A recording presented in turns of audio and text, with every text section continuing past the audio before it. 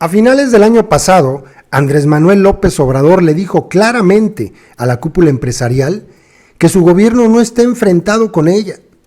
Esa mañana de jueves terminó su alocución pidiendo un aplauso para los hombres más acaudalados del país. Él mismo inició, muy entusiasta, el batir de palmas. Ahí se encontraban Carlos Slim, Carlos Salazar Lomelín, Francisco Cervantes, José Manuel López Campos, Sergio Leal, Manuel Escobedo, Antonio del Valle, Luis Niño de Rivera, Enoc Castellanos, Vicente Yáñez, Fernando Chico Pardo y entre muchos otros, Roberto Hernández. Sin que falte mencionar que su consejo asesor está integrado por Ricardo Salinas Pliego, Bernardo Gómez, Olegario Vázquez Aldair, Carlos Hank, Daniel Chávez, Miguel Rincón, Sergio Gutiérrez y Miguel Ángel Alemán Magnani. Era 28 de noviembre, la última de tantas visitas obsequiosas del Pleno de las organizaciones patronales al presidente de la República durante 2019. Poderes político y económico habían intercambiado elogios y se habían prometido favores, sobre todo muchos negocios e inversiones.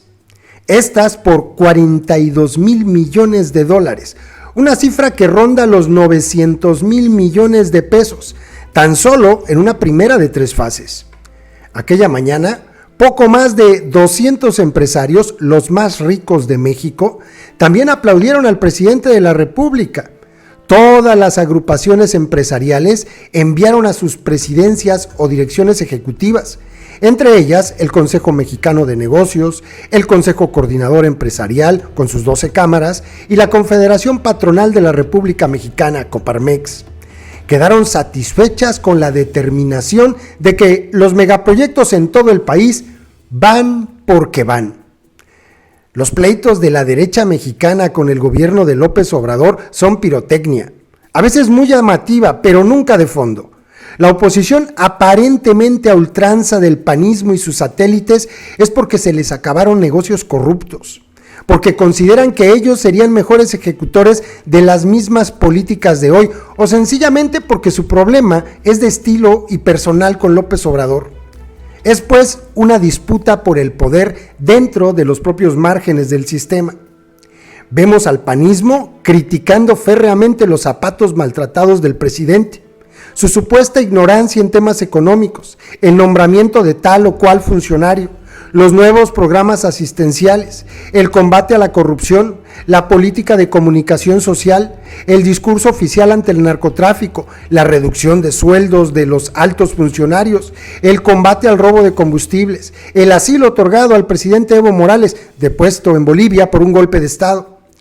Pero nunca veremos al panismo oponerse al mayor despliegue militar de la historia del país que hoy está en marcha y que, ¡oh sorpresa!, se concentra en torno al Ejército Zapatista de Liberación Nacional y a las comunidades del Congreso Nacional Indígena, y no en las regiones con mayores problemas de violencia por narcotráfico.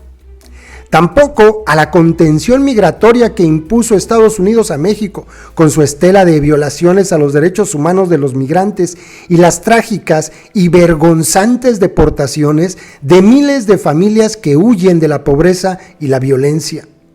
Menos aún, veremos al panismo cuestionar el corazón del proyecto de país de la transformación de Cuarta, es decir, la pretendida transformación histórica, un nuevo periodo de acumulación capitalista por despojo, mediante 5 grandes proyectos: el Tren Maya, el corredor del Istmo de Tehuantepec, el proyecto integral Morelos, la franja libre en la frontera norte y el programa Sembrando Vida. Priismo, panismo, perredismo y poderes económicos fácticos no se opondrán nunca a estos proyectos de Morena. No es que todos los partidos y políticos sean iguales o no mantengan reales y férreas disputas por el poder. El asunto es que sus diferencias son sistémicas. Lo que ahora se muestra con mayor claridad es que la oposición radical a López Obrador no es de derecha.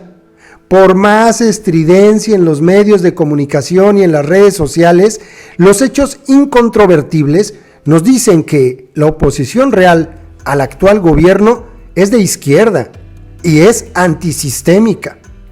El EZLN no resurgió, como algunos se llaman a sorpresa.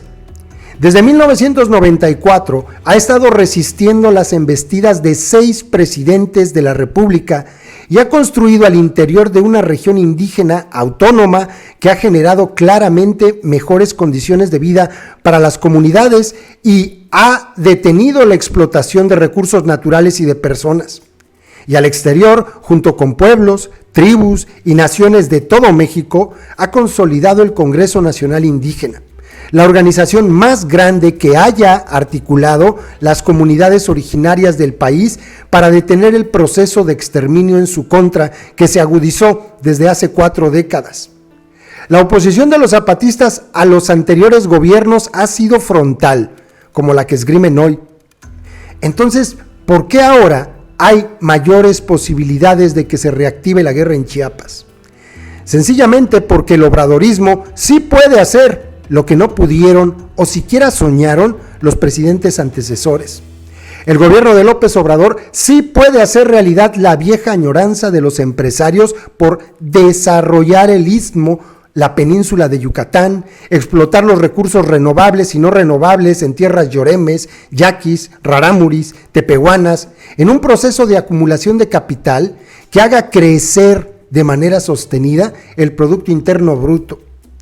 López Obrador también se lanza frontal contra los zapatistas, pues de estos 5 megaproyectos citados dependen todos sus resultados económicos y el legado que pretende dejar.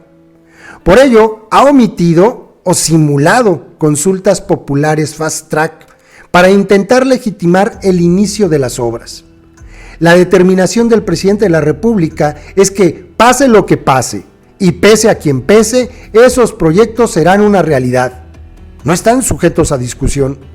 Andrés Manuel acusa a los zapatistas de no reconocer que su gobierno y él mismo son distintos a los anteriores detentadores del Poder Ejecutivo Federal. Lo cierto es que el presidente es quien mete en un mismo costal a la oposición. Para él, todos quienes se le oponen son conservadores, de derecha o izquierda, pero conservadores al fin. No acepta que la izquierda va más allá, mucho más allá de él y del sistema electoral mexicano. Son proyectos de país distintos. Podríamos analizar si hay coincidencias, tal vez las haya, pero las diferencias son más grandes y profundas. Por verse, ¿quién descarrilará a quién? A diferencia de sus seguidores acríticos, López Obrador sí sabe que tiene enfrente a un adversario real, con capacidad de echar abajo su proyecto de país. No en vano, hace campaña cada fin de semana en los territorios indígenas.